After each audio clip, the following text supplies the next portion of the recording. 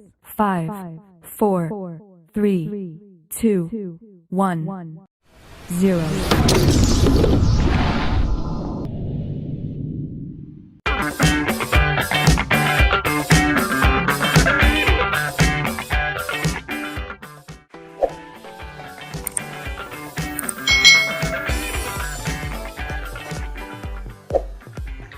Halo adik-adik semuanya, selamat datang di channel YouTube Kak Citra. Nah adik-adik semuanya, kita hari ini akan belajar di mata pelajaran tematik tema 2, subtema 2, pembelajaran yang keempat. Nah di pembelajaran kali ini kita akan belajar tentang perjuangan bangsa Indonesia untuk diakui oleh bangsa atau negara lain atas kemerdekaannya. Tahukah kamu, para pahlawan juga bersatu dan bekerja sama melalui cara diplomasi dengan tujuan untuk mendapatkan pengakuan kedaulatan kemerdekaan bangsa kita. Jadi, para pahlawan itu tidak hanya berjuang melawan penjajah, tetapi di sini juga bekerja sama melalui jalur diplomasi, yaitu jalur perundingan adik-adik, supaya kemerdekaan bangsa Indonesia itu diakui oleh negara lain. Upaya mempertahankan kemerdekaan Indonesia tidak hanya dilakukan melalui pertempuran, namun juga dilakukan melalui jalur diplomasi, perjanjian dan perundingan, seperti perjanjian Linggarjati, perjanjian Renville, perjanjian Rumroyen, dan konferensi Meja Bundar. Nah, kita akan pelajari satu persatu jalur diplomasi yang dilakukan oleh bangsa Indonesia. Yang pertama adalah perjanjian Linggarjati. Perjanjian Linggarjati ini berlaku dari 15 November 1946 sampai 25 Maret 1947. Perjanjian Linggarjati adalah perundingan antara bangsa Indonesia dan bangsa Belanda di Linggarjati, Jawa Barat, yang menghasilkan persetujuan mengenai status kemerdekaan Indonesia. Perjanjian tersebut ditandatangani secara sah oleh kedua negara pada tanggal 25 Maret 1947, dan hasil perundingan dari perjanjian Linggarjati ini adalah: 1. Belanda mengakui secara de facto wilayah Republik Indonesia, yaitu Jawa, Sumatera, dan Madura. Belanda harus meninggalkan wilayah Republik Indonesia paling lambat tanggal 1 Januari 1949.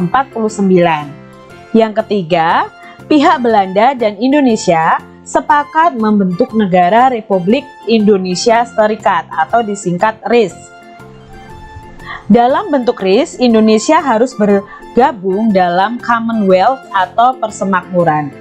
Nah, perjanjian Linggarjati ini menimbulkan pro dan kontra di kalangan masyarakat Indonesia. Jadi, masyarakat Indonesia sendiri ada yang setuju dengan perjanjian Linggarjati ini dan ada yang tidak setuju, adik-adik. Namun, apa yang terjadi dengan perjanjian Linggarjati ini? Ternyata terjadi pelanggaran dari perjanjian, adik-adik. Pelaksanaan hasil perundingan ini tidak berjalan mulus. Pada tanggal 20 Juli 1947, Gubernur Jenderal H.J. Van Mook akhirnya menyatakan bahwa Belanda tidak terikat lagi dengan perjanjian ini. Wah, di sini ternyata pihak Belanda yang melanggar perjanjiannya, adik-adik. Pada tanggal 21 Juli 1947 meletuslah agresi militer Belanda I. Jadi di sini ternyata Belanda ingkar janji, adik-adik, menyatakan bahwa tidak terikat dengan perjanjian tadi yang sudah sah ditandatangani oleh kedua negara. Berikutnya ada perjanjian Renville. Nah, ini terjadi pada tanggal 8 Desember 1947 sampai 17 Januari 1948. Perjanjian ini dilakukan lagi oleh Indonesia dan Belanda. Perjanjian ini ditandatangani pada tanggal 17 Januari 1948 di atas kapal perang Amerika Serikat atau USS Renville yang berlabuh di Pelabuhan Tanjung Priuk, Jakarta. Perundingan dimulai pada tanggal 8 Desember 1947. Perundingan ini ditengahi oleh Komisi Tiga Negara atau KTN, yaitu dari negara Amerika Serikat, Australia, dan Belgia. Delegasi Indonesia dipimpin oleh Amir Syah Syarifuddin. Nah, delegasi Kerajaan Belanda itu dipimpin oleh R. Abdul Qadir Widjojoatmojo. Hasil perundingan dari Renville ini adalah Belanda hanya mengakui Jawa Tengah, Yogyakarta, dan Sumatera sebagai bagian dari wilayah Republik Indonesia. Disetujuinya sebuah garis yang memisahkan wilayah Indonesia dan daerah pendudukan Belanda. TNI harus ditarik mundur dari daerah-daerah kantongnya di wilayah pendudukan di Jawa Barat dan di Jawa Timur. Nah, itu tadi isi dari perundingan Renville, adik-adik. Jadi terjadi kesepakatan lagi antara Indonesia dan Belanda, tapi di sini ternyata perundingan Renville ini juga tidak bertahan lama. Selanjutnya adalah perjanjian Roem-Royen ya. Ini terjadi tanggal 14 April 1949 sampai 7 Mei 1949. Perjanjian ini dimulai pada tanggal 14 April 1949 dan ditandatangani pada tanggal 7 Mei 1949 di Hotel Des Indes, Jakarta. Nama perjanjian ini diambil dari kedua pemimpin delegasi, yaitu Muhammad Rum dan Herman van Royen. Tujuan perjanjian ini adalah untuk menyelesaikan beberapa masalah mengenai kemerdekaan Indonesia sebelum KMB di Den Haag. Jadi KMB nanti ada konferensi meja bundar di Den Haag ini. Ini Indonesia juga datang adik-adik untuk menyampaikan tentang kemerdekaan Indonesia. Nah, terjadilah perjanjian Roem-Royen ini ya antara Indonesia dan Belanda. Perjanjian Roem-Royen ini menghasilkan satu, Angkatan Bersenjata Indonesia akan menghentikan semua aktivitas gerilya.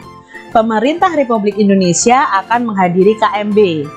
Yang kedua, pemerintahan Republik Indonesia itu dikembalikan di kota Yogyakarta.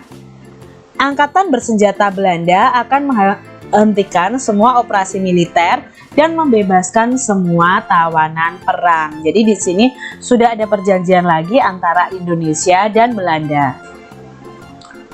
Berikutnya adalah konferensi meja bundar. Nah, ini terjadi tanggal 23 Agustus 1949 sampai 2 November 1949. Hasil dari KMB ini adalah yang pertama, Belanda mengakui bahwa Republik Indonesia Serikat itu sebagai negara yang merdeka dan berdaulat. Yang kedua, status Irian Barat diselesaikan dalam waktu setahun sesudah pengakuan kedaulatan tersebut. Yang ketiga, akan dibentuk Uni Indonesia dan Belanda ya, Uni Indonesia dan Belanda. Yang keempat, RIS atau Republik Indonesia Serikat mengembalikan hak milik Belanda dan memberikan hak konsesi dan izin baru untuk perusahaan Belanda. Jadi di sini Indonesia memberikan izin kepada perusahaan-perusahaan Belanda untuk berkembang di Indonesia. Pengambil alihan hutang India Belanda oleh Republik Indonesia Serikat. Jadi sebenarnya melalui konferensi meja bundar ini ada keuntungannya dan ada kerugiannya juga untuk bangsa Indonesia adik-adik.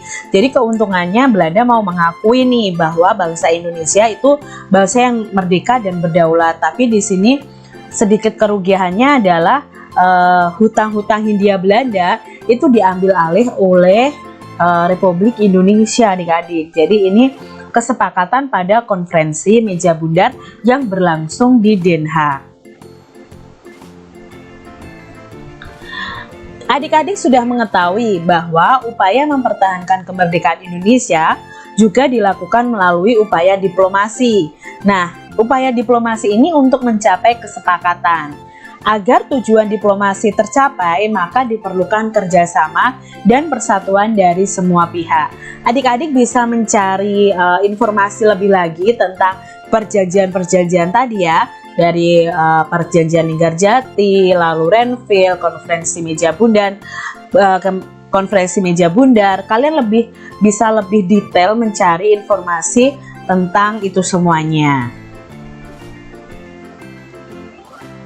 Untuk memahami tentang perjanjian dan perundingan yang dilakukan oleh bangsa Indonesia, adik-adik bisa membuat peta pikiran dari masing-masing perjanjian yang ada. Misalnya tadi perjanjian Linggarjati, itu terjadi kapan? Lalu mengapa terjadi perjanjian Linggarjati? Mengapa Belanda mengingkari ya? Lalu siapa yang mewakili dari pihak Indonesia? Siapa yang mewakili dari pihak Belanda? Nah, seperti itu. Jadi kalian bisa buat peta pikiran supaya memudahkan kalian dalam mengingat hal-hal yang penting dari perjanjian dan perundingan yang dilakukan oleh bangsa Indonesia pada zaman setelah kemerdekaan. Begitu adik-adik. Demikian tadi adik-adik pembahasan kita di tema 2. Subtema 2 pembelajaran yang keempat. Kak Citra mohon maaf apabila Kak Citra ada salah kata nih ya. Mungkin ada belibet sedikit waktu Kak Citra menjelaskan. Kak Citra mohon maaf. Sampai jumpa kembali di video pembelajaran Kak Citra selanjutnya. Jangan lupa ya, kalian semangat untuk belajar. Terima kasih dan Tuhan memberkati.